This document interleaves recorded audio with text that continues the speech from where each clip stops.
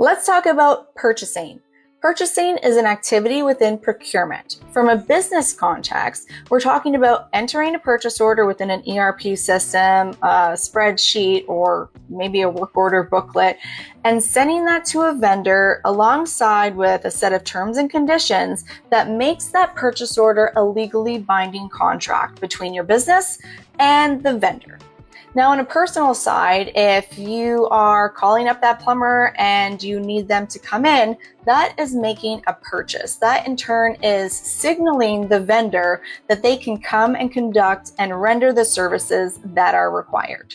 Operational efficiency, really productivity. When we're entering a purchase order, we are mitigating risk, we are enhancing tracking and visibility, reducing administrative burden, enhanced inventory management, as well as a bunch of other benefits, right? Talking about enhanced tracking and visibility from a purchase order standpoint, right? Kind of going back to that strategic side of things, you want to be able to track not only the life cycle of each purchase order from the time that it was created to the time that it was receipted to the time that it was invoiced to maybe improve operational efficiencies, but also track the total vendor performance over a period of time, right? Maybe you've created 10 purchase orders with that vendor in a quarter.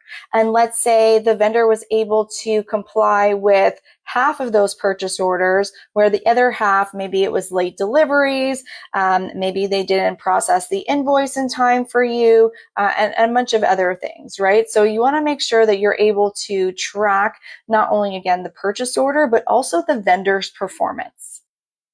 What are the positive impacts that purchasing has for a business? Well, it can decrease risk, which decreasing risk increases cost savings, right? From a litigation standpoint, from a internal controls perspective, if you're talking about from manual entries or tracking and reporting, there's so many risks that can be involved in the purchasing process that if you have that standardized, that you will make sure you are mitigating your risk and keeping your money in your pocket.